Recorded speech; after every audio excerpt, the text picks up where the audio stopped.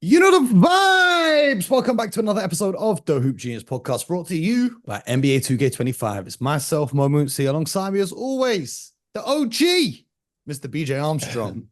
BJ, how you Mo, doing, brother? I'm doing beautiful. I got a lot of energy today. I got a lot of energy, a lot of energy, Okay. a lot of energy today. Well, let's use that What's going energy. on? Let's use that Okay. energy and keep answering some of these questions that the Discord community have sent in. Once again, if you want your question answered, please do join the Discord server that is linked. It's the Hoop Genius Discord community. Great basketball fans in there, talking about basketball all day long. So another question we have we got a whole bunch. I don't know where we want to start. We'll start with a fun one from LJC.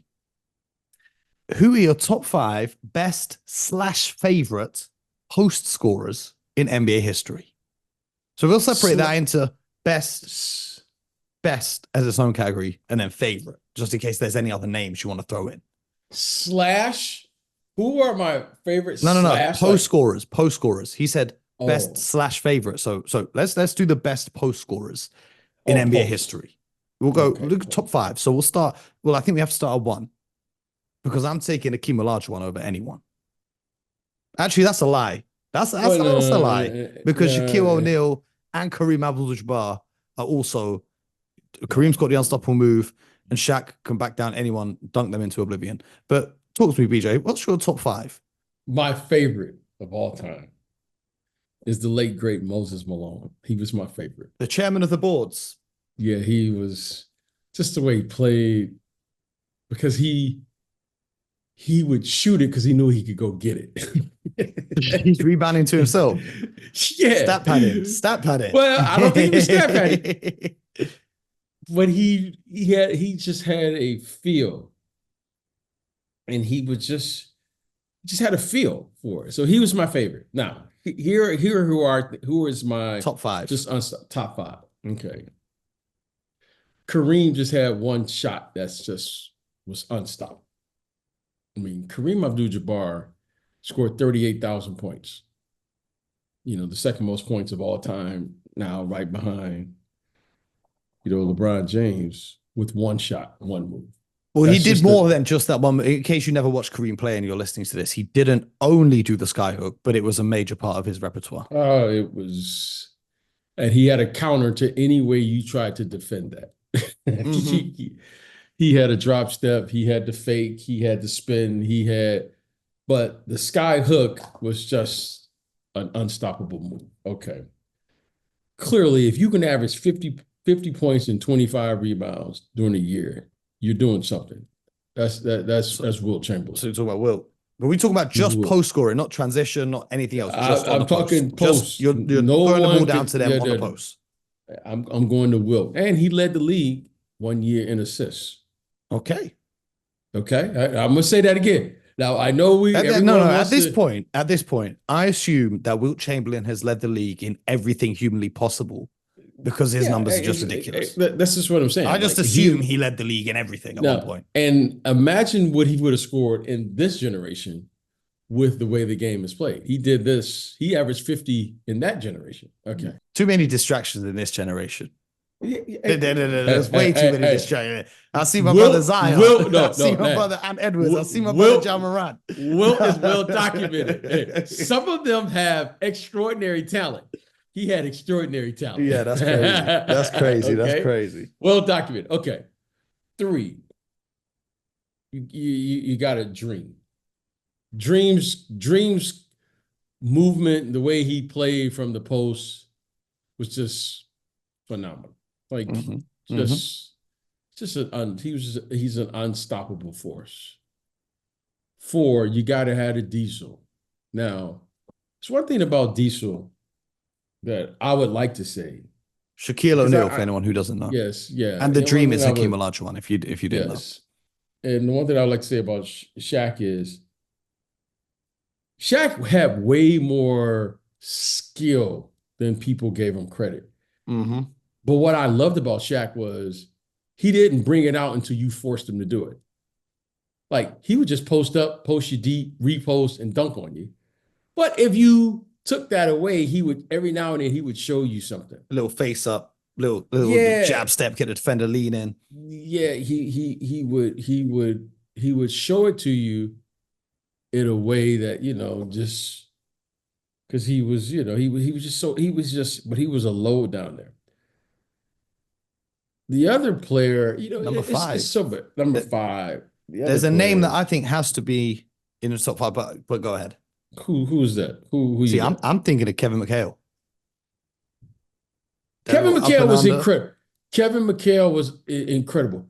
Kevin McHale arguably had like some of the best footwork as far as the way he would play. Okay, but Kevin McHale wasn't a load. You know what I mean? When I No, no, say he no. It was was more just, finesse than force, yeah, but it was yeah, yeah. still. I mean, you don't want to see him on the block. Yeah, but it was you couldn't just dump it down there to him as a 4 or 5 against certain players. But for the most part, he had an advantage because he was taller than most, faster than most, and he always He's had an got the advantage. counters. He had the counters Yeah, for he everything. had the counters. But here's what I'm going to say. Here's what I'm going to say. And again, Kevin McHale, in my humble, I'm saying this with humility. Kevin McHale was an incredible player. I mean, when I say good, he was incredible. But he never ever, at least from what I saw when I played against him for many years, he wasn't the guy that was getting the double teams because he played Yeah, with he's got with Larry. Larry Bird on his team. Yes. And that's a little different when you are getting doubled and triple teamed. So could you guard him one-on-one? No. No. But he never ever had to, at least from what I could see. But again, I'm not saying it wasn't, but from what I could see for the years that I played against him, we never ever doubled him and tripled him like we had to do with Larry Bird.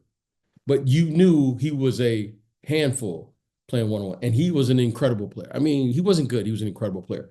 But the one player that is a handful and is a low was Tim Duncan because of his ability. You could just, I mean, Tim I think Duncan. that's a solid top five. Yeah, that's Tim Duncan was just now. There's so many other amazing players. Okay, okay. Now let's change Kevin it. Let's McHale. change it, right? Okay. Instead of saying the best, what about your favorites? Because there's a few names that I just like.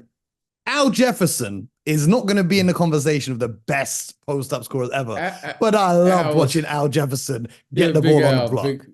Big Al was amazing. Big Al was an amazing player. He really was. He was kind of the last pure post scorer that we really had. Because think about it, we've not really had a pure post. I guess Zebo as well, but then even Zebo was shooting some of the threes. Yeah, Zebo. Who are your favorites? I love the just random guys that like, just on the post. Like some of my favorites. Like I love C Webb. I love C Webb on the box. I love Rasheed Wallace on the box. Karl Malone, Charles Barkley. And I go back to James Worthy. James Worthy was one of my favorites. It just on the box. He could play from the box. People didn't realize Dominique played on the box. Okay. Here's a name that I saw. He gave us 50 one night on one leg. Bernard King. Bernard King. Knicks legend. Okay. Now, you talk about a player that knew how to play from the box. Alex English. You gonna throw Patrick Ewing in there? Patrick Ewing. Patrick Ewing had a turnaround jump shot, but Patrick Ewing didn't really give you the variety. You know what I mean? Like, Patrick Ewing was, listen, Hall of Fame, da-da-da. However, I'm saying guys that would give you that baby diaper face. You go, ooh. Call like that a screw baby face. Like, you know what I mean? Like that's the face you make when you hear real good lyric. yeah. When you hear real, you would get it in the post. There was the patience. When you talk about that turnaround, that just that turnaround jump shot on the box, give me Kevin Garnett, give me Dirk Nowitzki. If you're talking about that turnaround fade. Yeah, those guys, Kevin was incredible. But he wasn't like a scorer. You know what I mean? No. But when he went to that turnaround fade, First of all, that ball is so high up, no one's even got a chance of contesting it. The And more best one times I've than seen not, is it goes. Rashid was Yep. Rashid. I loved his. I loved played for Portland too. What was his name? LaMarcus Aldridge. LaMarcus Aldridge. Yep. Nice turn. Yep. Yeah, LaMarcus had a nice turnaround. But if you're saying turnaround up high, there was a guy named Jack Sigma used to shoot it up high. Yep. My team legend from NBA 2K. Yeah, they know about him. Robert Parrish shot it up high. One of my favorites, one of the most awkward shots. I know he's going to listen and he's going to say, "Man, my shot's not awkward." Is Bill Cartwright. Shots to the OG. Yeah, Bill Cartwright in New York was a 20-game scorer, 20-point a game scorer. How about this though? Let's talk about guards on the post, because that's me. This is my bag. Now we talk about. I'm talking about Andre Miller. I'm talking about. It can be Sean Livingston. It can be Sam Cassell. Of course, Kobe and MJ. Yeah. Of course, Kobe and MJ. Kyrie's nice with it when he catches the ball on a post up. Yeah. Which guard do you think are the best doing work in the post? Well, one of the best that I've seen, right? I'm sure there's many others. One of the best I've seen was Mitch Richmond. Mitch Richmond, he see, there's guys that go to the post, but then there's like loads. You know what I mean? When there's a load, like Tim Hardaway was a load. He would go in the post. Yeah, he's built, he's strong. Yeah, Mitch Richmond. You can see GP, Gary Payton posting up. Gary Payton, now that's a good name. Now, Gary Payton was a load. Now, he could go in the post and play from the post. Now, the one who gave, in my era, the most problems was Magic Johnson. Yeah, but he's like 6, whatever, as a point guard. But it was just, he could operate from the post. See, I'm not talking about a guy who can just score from the post. I'm talking about who you can actually operate and play through. Like Mitch Richmond was a load, okay? That was part of Tim Hardaway, his first, I'm going to say 5 years in the league. Tim Hardaway would go to the post and he could play from there. Okay. Now he knew, because he's known for the crossover and playing that run for the crossover TMC. But truly, Tim Hardaway could play from there. Gary Payton could play from the post. Okay. Sean Livingston was never big enough to play from the post, but he had an advantage based on if he was, 6'7" and you were 5'11". He had a, Sean, but he couldn't just bully you. Like Tim Hardaway could bully you. What about Mark Jackson? Action was a problem from the post because he could pass from the post. But at least in my guarding him, I wasn't worried about him scoring 20 points like the other guys from the post. Yeah, who would post you up and you think, oh shit. Magic was like there was just Magic. Yeah, he was just too big. Magic, but no one else. No one where I was like 6'3". I was 6'2", 6'3". So I could contest down there. I never ever had to like get a Gary Payton. I knew was a problem from the post because he was bigger than me. I wasn't worried about Jason. I was worried about him. Later in his Jason Kidd was bigger than me, stronger than me, but I didn't worry about him scoring. Like he wasn't a guy who wanted to score from the post. You follow me? He's trying to play Payton. Yeah, Gary Payton would take you down there to punish you. Okay. So let me ask you this now. Yes. In today's NBA, give me your top 5 post scorers. Kawhi Leonard is a problem. Like I look at, he's a problem. Well, let's start with the bigs first. Well, or are we just doing it all in one? Yeah, just all in one. Okay, all in one. Go ahead. Jokic is a problem. Jokic has to be on the list. Embiid is a problem. Embiid from the post. Okay. Giannis is a problem because he wants to bully you. Yeah. He's a problem. Alperen Şengün. I wouldn't say he's a problem. But I'm gonna tell you, you got to watch more Rockets games. Okay, you got to watch more Rockets games.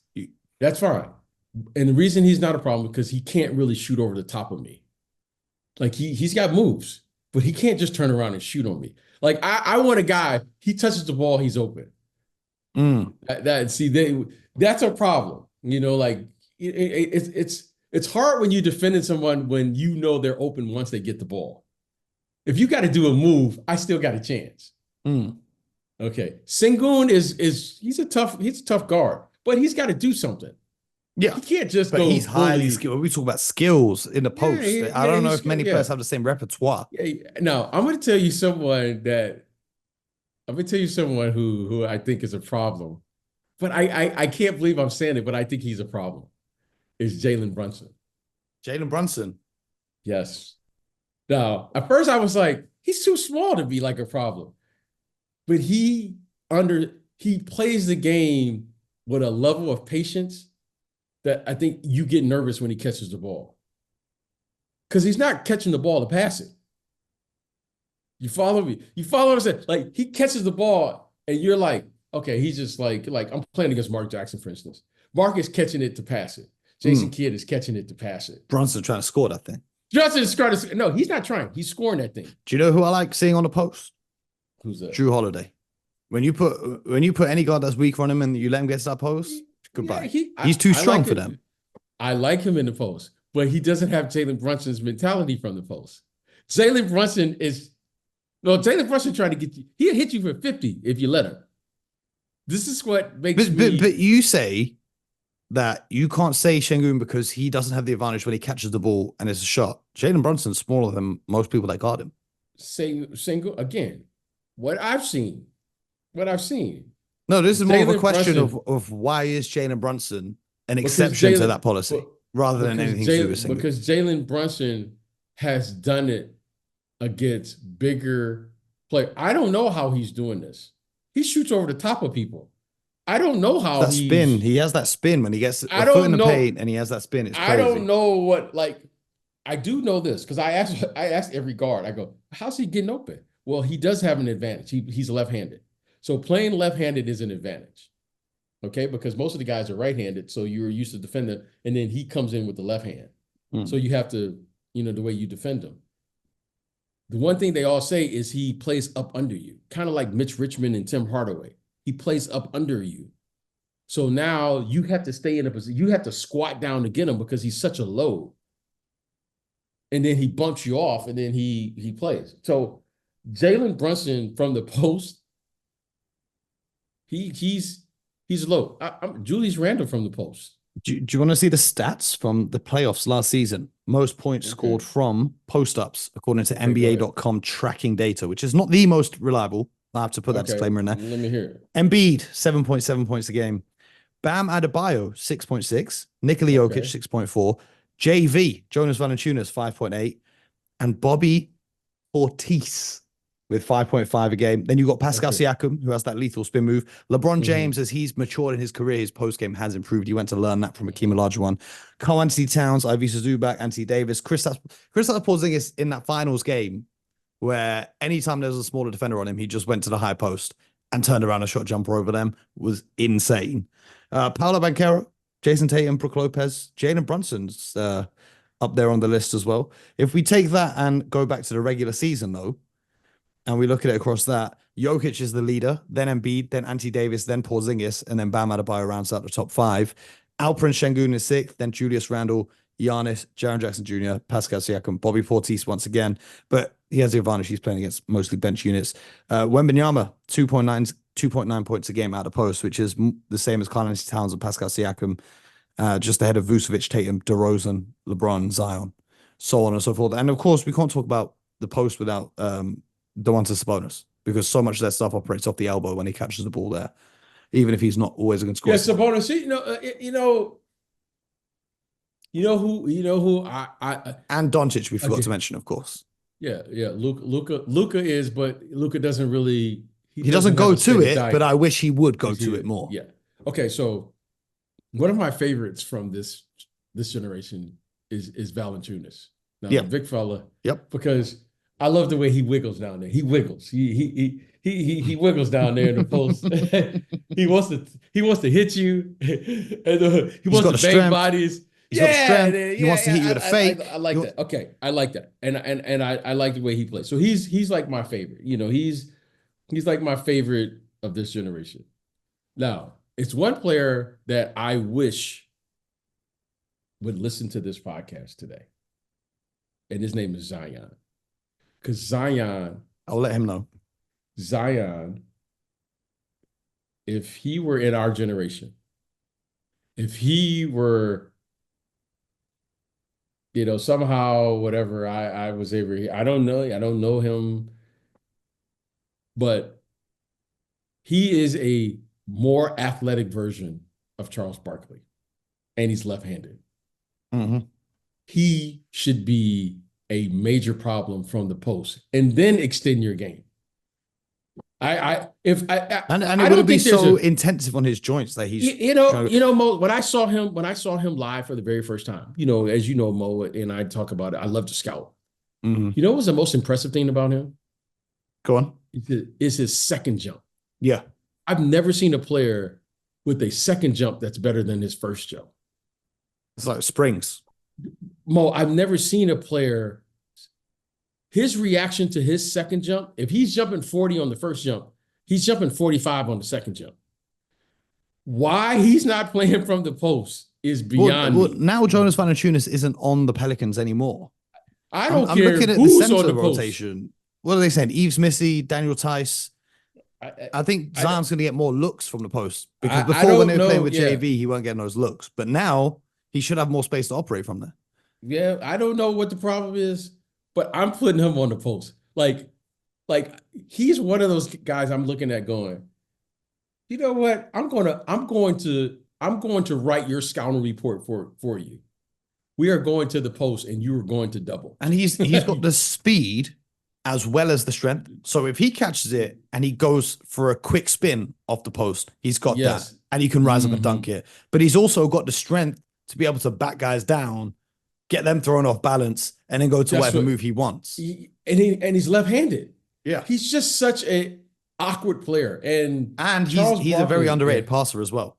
Yes, and Charles Barkley, I'm saying, and I know it can be done. I saw Charles Barkley. I saw him do it. I saw Charles dominate the game from that position.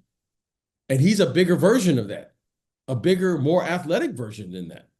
And Charles was a super athlete. But this guy is just, he's, but I can't believe he's not on our list. Any other names? And I love, by the way, how niche this question was from LJC. And only real basketball fans are really going to appreciate this conversation. Yeah, I'm trying to think. I'm sure, okay, I'm going to tell you who else. I'm going to tell you who else is on our list. Of that great post players or players that need to post up more? No, great post players. Okay. Shai Gilgeous-Alexander. Yes. He's got the footwork. I would look at him in today's game the way smaller guards looked at Gary Payton because of his size. Yeah, he's got the height advantage on most players. And he's trying to score. And he's got the attitude. You know what I mean? He's got the attitude where he's not going down there, double me so I can post it. No, he's trying to go through you. He punishes smaller guards. Okay. He punishes them. Better offensive player than Gary, but same aggressive mentality. Okay, so I would put him right up there with Jalen Brunson as the two guards that I would say, if I were coaching, I would go, when they go to the post, we have to give them the ultimate respect, because no guard can handle those guys from the post, and they could beat you from the post. Both of them are that good and that strong, and one has more size than the other. But do you want to know, two guards? Speaking of favorite post players, do you want to know who led the league in points per possession when it comes to post ups last season in the NBA? You will never guess. Well, no, it's one of my favorites, but it's like a low key player. It's not a superstar, but one of my favorite players. You know who would do something like that because he's so efficient is probably DeMar DeRozan. I'm just guessing. No. Xavier Tillman led the league in points per possession from post-ups last season. Interesting. Kyrie Irving's pretty high up on the points per possession as well. A few other random names that are in there is Kelly Olynyk. Kelly Olynyk's in there twice for Utah and for Toronto. Kevin Love in his prime How about that? Not Kevin Love anymore, but Kevin Love, when he was in Minnesota, he was Yeah, he having shot the games with three 30 and ball. 30. Yeah, That yeah, was shot before the he went to ball. Cleveland and became a three-point shooting, spacing big man. Mm-hmm. It's over there. Al Horford doesn't post up a lot, but when he does, he does a decent job. Yeah. Um, KD, of course, we can't not mention KD because Well, talk about KD, turnaround yeah, jumpers. yeah. But You know, KD, I would love to see KD just play the whole year as a small forward so that he can really take advantage of his ability to play from the post, but against people that weigh around the same weight he weighs. You know, what he does, if he plays at the four, he has to go to the perimeter do you know who I to like? do that. Jaylen Brown. Because Jaylen Brown, he has I mastered the up and under with the step through move. And you I saw it like in the Jaylen finals, Brown. that up and under where he just gets them off and then he just takes that extra step through and then finishes. I like that. I like that. That's a good call. Yeah. Jaylen Brown is a good name. That's a good name. Yeah. A very Although good this is name. all a pipe dream, I doubt NBA teams are going to be implementing more and more post ups. They're going in the opposite direction. But that was a great conversation. Let's finish off with another question. Another question Okay. from this. It's a funny one from Mr. Andy Williams. He says, "Is the Lakers the first time that the coach is the best 3-point shooter on the team?" Oh, stop it. Stop it. Stop it. Stop it. Next Oh, question. Andy, that Next, was next, no, next. no, that's a valid one. That's a valid one. That's not valid. That's not Well, he that's did not send valid. in an alternative question because he did fear this response from you. He said, "Is OKC's model of rebuilding replicable, or did they just get a steal?" When I think about that, the OKC team right now is built around Shai Gilgeous-Alexander, who they got in a trade because Kawhi Leonard decided to leave the defending champions to go back home to LA and force the LA Clippers to trade for Paul George, which then netted them in return Shai Gilgeous-Alexander and all of these draft picks. This So is it's a pretty unique circumstance. here's what I'm going to say about this rebuild. Okay. Every team has the same formula. Everyone, let's just call it what it is. They're going to in the rebuild, it's about tanking to receive a high draft pick. Mm-hmm. Now, but here's the thing I'm going to give Sam Presti credit on. Sam Presti utilizes every aspect of how to acquire a player as part of his rebuild, not just the draft.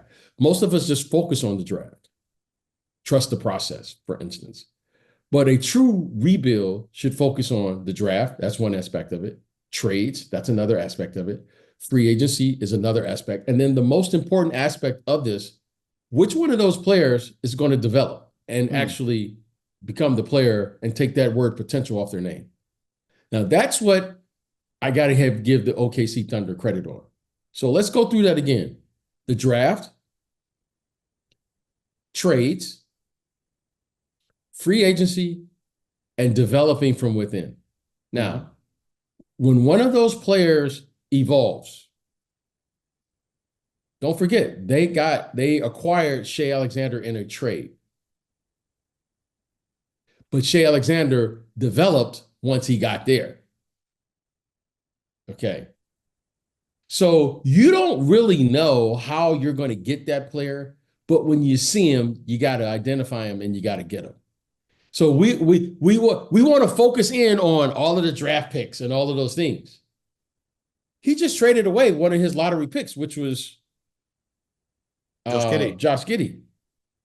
So you have to, when you come into this rebuild, we would all love to say, hey, I drafted, this generation's LeBron James, or I drafted Anthony Edwards, or I drafted whomever. But we don't know where that player's going to come from. And then what we don't know where he's going to come from. But when he does come, we got to be able to identify him, and he's got to develop. And they invested in their developmental staff. They signed the shooting coach, Chip England, from the San Antonio Spurs, who's responsible for turning Kawhi Leonard from a player who no one worried about his jump shot into a player with an elite jump shot in the NBA. And he's worked wonders on numerous players throughout his career. And OKC went and recruited him to come and join their coaching staff. And guys like that. It's like, okay. Well, here's the thing about shooting. I want to make this, and I'm not taking away from shooting coaches or anything. If it's one thing that every player or most players, the majority of the players, it's one thing you're going to improve on is shooting. because you can't practice during the course of the year. All right, you're going to shoot better. That's the one thing you're going to do. You say that, but there are a lot of players who don't improve their shooting. Okay, but a lot of times, what improves your shooting? The one thing that improves your shooting is you got to get shots. You got to get the shot. Yep. If you're the fourth or fifth option and you don't know where your shots are going to come from, everyone, I don't talk about what happened or what I did in the NBA. I became a good shooter, Mo, in the NBA is because I knew the shots I knew the shots that I could make, and those are the shots I shot. I didn't shoot shots. I knew I didn't know if I could make them. So every shot you took, you thought was going in. Yes, because I knew I had practiced those shots. But when I, and I'm saying this with humility, I'm not like, oh, like when you practice, Bo, if you are a shooter, right? For reference, by the way, guys, BJ Armstrong is a 42.5 career 3-point shooter. Okay. The reason I was able to become a good shooter because I knew the shots I took the shots I knew I could make. And when I got those shots, there wasn't a hesitation in shooting those shots. I encourage all young people, find a shot you know you can make. Mm-hmm. Mo, I could go to the gym right now and make 45 out of 50 threes right now. Yeah. Okay. That doesn't mean I could shoot though. Yeah, because I do that. Okay, when no one's around. And it doesn't mean I could go to the gym and make 48 out of 3 from the corners right now. That doesn't mean I could shoot. This is why I always laugh when Chuck would say, I'm grinding. Oh man, he's getting. No. You're practicing shots that you're not going to shoot in the game. Yeah. You're practicing shots. You don't know where your shots are going to come from. Find 2 or 3 shots that you know you can make and shoot those shots. And the majority of your shots, if you're shooting 10 shots and 7 of those shots are the shots you know you can make, you're probably going to shoot at least 50% from the field. And for reference, by the way, BJ's career 3-point shooting average would have been 10th in the NBA this season. That's what I'm saying. Like, you just practice the shots. Now, I joke about it, but I'm not really joking. There's only 3 types of shooters I've ever seen. We know it. Like, people want to tell me about like Jordan and Kobe and these guys. Well, those guys had a skill. Well, do you know how hard it is to be able to play against a defense? Catch the ball with 5 seconds, and you got to get a shot up in less than 2 or 3 dribbles. 3 dribbles max. 3 dribbles max. So these guys now are taking 15, 20 dribbles in a possession. That's what it is. Do you know how hard it is, Mo, to be able to play in an NBA game and get up a shot in less than 3 dribbles? Okay. That to me is a talent. That's called creating a shot. Can you create a shot in 3 or less dribbles?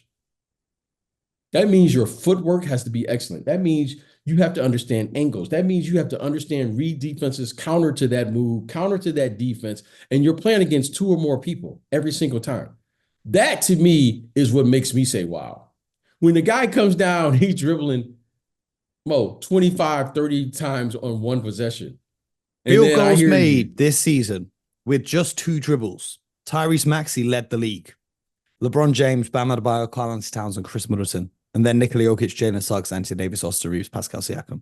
So when we start seeing that. If we cut that down to 1 dribble, it goes to Joel Embiid, Brook Lopez, Bobby Portis, because this is just post scorers. But then if we go to 3 to 6 dribbles, you have Donovan Mitchell, Shai Gilgeous-Alexander, Paolo Banchero, Jalen Brunson, Devin Booker.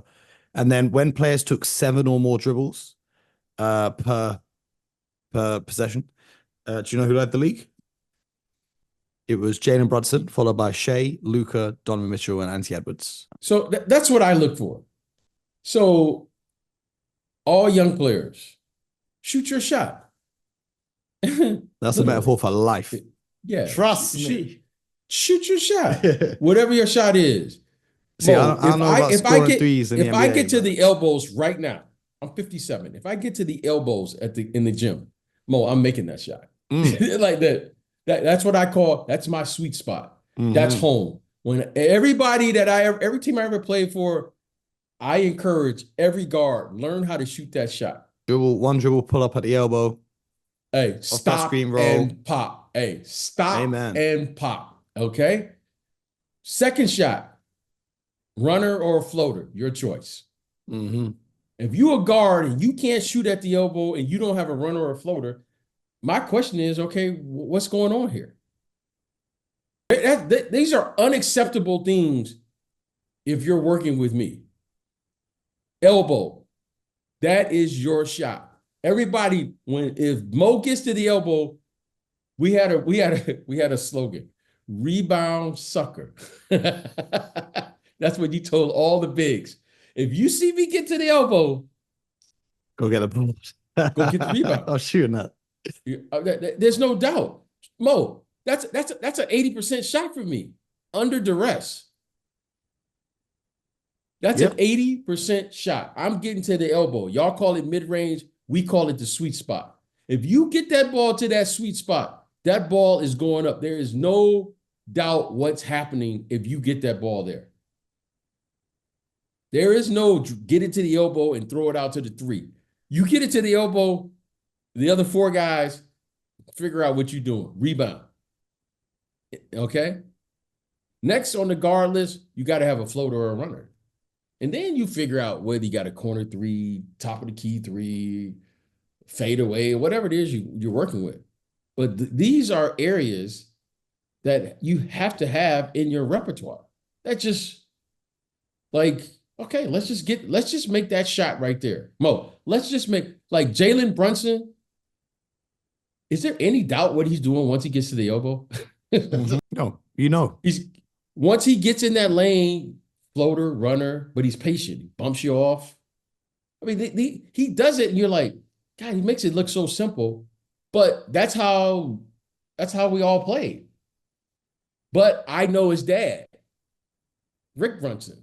I played against his dad, Rick Brunson. So there's no doubt of why he plays the way he plays. You know what I mean?